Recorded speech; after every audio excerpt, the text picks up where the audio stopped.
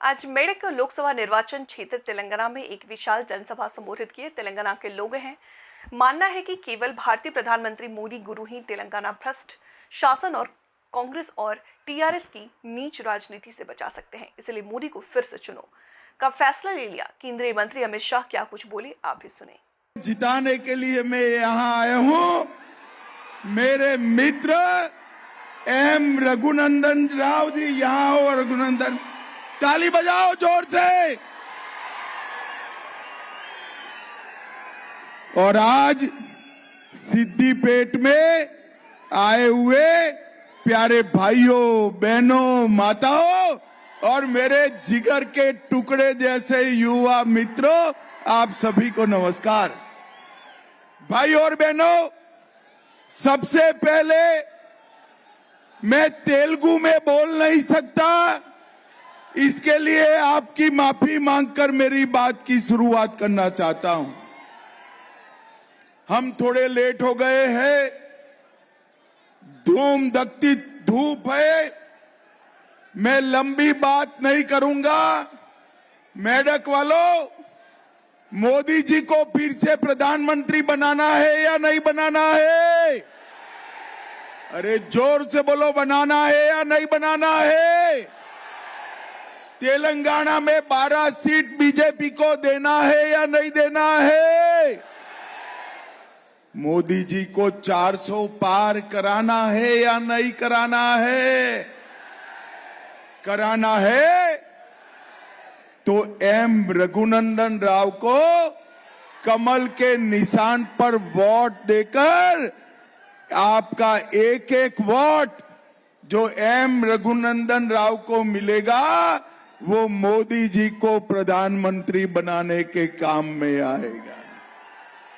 भाई और बहनों, ये 10 साल में हमने ढेर सारे देश के लंबे समस्या को समाप्त करने का काम किया है। मुझे बताओ मेडक वालों, अयोध्या में राम मंदिर बनना चाहिए या नहीं बनना चाहिए? जोर से बोलो, बनना चाहिए या नहीं बनना चाहिए?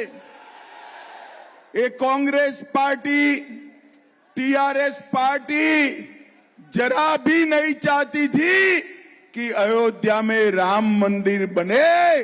नरेंद्र मोदी जी ने एक 5 साल में केस भी जीता, भूमि पूजन भी किया और प्राण प्रतिष्ठा कर कर जय श्री राम कर दिया। भाई और बहनों, मोदी जी ने धारा 370 हटाकर कश्मीर को हमेशा के लिए भारत के साथ जोड़ने का काम नरेंद्र मोदी जी ने कहा। मुझे बताओ, कश्मीर भारत का हिस्सा है या नहीं है? मेडक वालों, जोर से बोलो, है या नहीं है?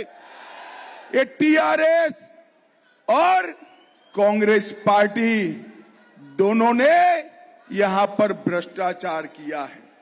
भाई और बहनों, इतने कम समय में कांग्रेस पार्टी ने तेलंगाना को दिल्ली का एटीएम बनाकर रख दिया है। जो टीआरएस ने भ्रष्टाचार किया था, वो भ्रष्टाचार का, चाहे कालेश्वरम का हो, चाहे भूमि घोटाला हो, एक की भी जांच कांग्रेस पार्टी नहीं कर रही। टीआरएस और कांग्रेस पार्टी दोनों मिले हुए हैं। और अगर मैं आज कहकर जाता हूं, आप तीसरी बार मोदी जी को प्रधानमंत्री बनाओ, मोदी जी तेलंगाना को ये भ्रष्टाचार से मुक्त कराने का काम नरेंद्र मोदी जी करेंगे। भाई और बहनों, मुझे बताओ कि यहां पर तेलंगाना विमोचन दिन मनाना चाहिए या नहीं मनाना चाहिए? जोर से बोलो, मनाना चाहिए या नहीं मनाना चाहिए? ये टीआरएस और कांग्रेस पार्टी दोनों तेलंगाना विमोचन दिन इसलिए नहीं मनाते हैं कि वो मजलिस से डरते हैं। मैं आपको बताना चाहता हूं, भारतीय जनता पार्टी ने तय किया है कि 17 सितंबर को हम तेलंगाना विमोचन दिन मनाएंगे। हम मजलिस से नहीं डरते। और आज मैं तेलंगाना के लोगों को कहकर जाता हूं, भारतीय जनता पार्टी ने निर्णय किया है कि मुस्लिम रिजर्वेशन जो यहां पर टीआरएस और कांग्रेस ने किया है, हम उसको समाप्त कर एससी, एसटी और ओबीसी का रिजर्वेशन करने का काम भारतीय जनता पार्टी करेगी। ये हमने तय किया है।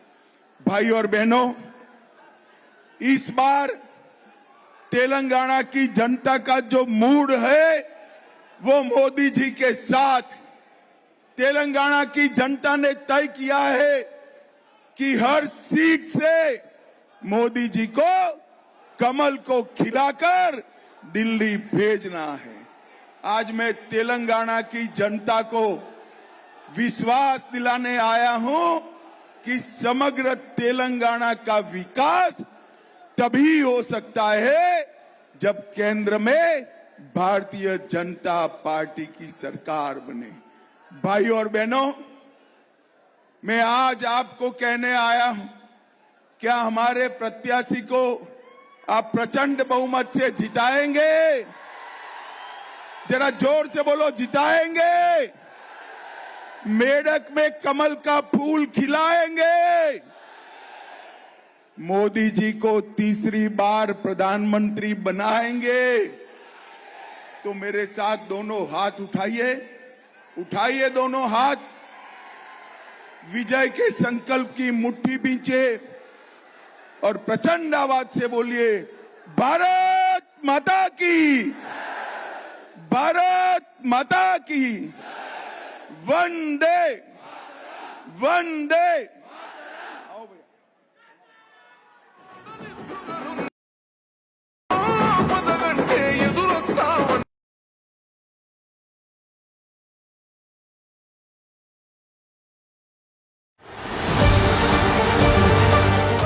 सभी को मिले गरिमापूर्ण जीवन जीने का अधिकार, इसलिए पंक्ति के अंतिम पायदान पर खड़े व्यक्ति के लिए काम कर रही है मोदी सरकार। क्योंकि सबका साथ सबका विकास, यही तो है मोदी की गारंटी। जन कल्याणकारी योजनाओं का लाभ सभी तक पहुंचाने के लिए प्रत्येक जिले में ओबीसी, एससी और एसटी समुदायों का उचित प्रतिनिधित्व सुनिश्चित कर एक समिति का गठन किया जाएगा। भगवान बिरसा मुंडा की 150वीं जयंती के अवसर पर साल 2025 को जनजातीय गौरव वर्ष के रूप में मनाया जाएगा। जनजातीय क्षेत्रों में कुपोषण और सिकल सेल रोग की रोकथाम के लिए स्वास्थ्य सेवाएं उपलब्ध करवाई जाएंगी। पीएम सूरज के तहत पात्र व्यक्तियों को सरल ऋण के माध्यम से रोजगार के अवसर सृजित किए जाएंगे। जनजातीय बच्चों को बेहतर शिक्षा के लिए 390 एकलव्य मॉडल आवासीय विद्यालयों को बढ़ाकर 740 किया जाएगा। पीएम जनजातीय आदिवासी न्याय महाअभियान के तहत 24,000 करोड़ रुपए का निवेश करके पिछड़ी जनजाति समूह यानी पीवीटीजी की सामाजिक और आर्थिक स्थिति को समग्र आबादी के स्तर पर लाया जाएगा। सफाई कर्मचारियों की सुरक्षा, सम्मान और आजीविका के लिए कल्याणकारी योजनाओं का विस्तार किया जाएगा। दिव्यांगों के लिए किफायती एवं स्वदेशी उपकरणों के विकास को प्रोत्साहन दिया जाएगा। जिनको किसी ने नहीं पूछा, उनको मोदी पूजता है, और यही सबका साथ सबका विकास का भाव है, और यही भाजपा के संकल्प पत्र की आत्मा है। पंक्ति में खड़े अंतिम व्यक्ति तक भी पहुंचे विकास, इसलिए सबका साथ सबका विकास के मूल मंत्र पर काम कर रही है मोदी सरकार। क्योंकि सबका साथ सबका विकास ही तो है मोदी की गारंटी। फिर एक बार मोदी सरकार।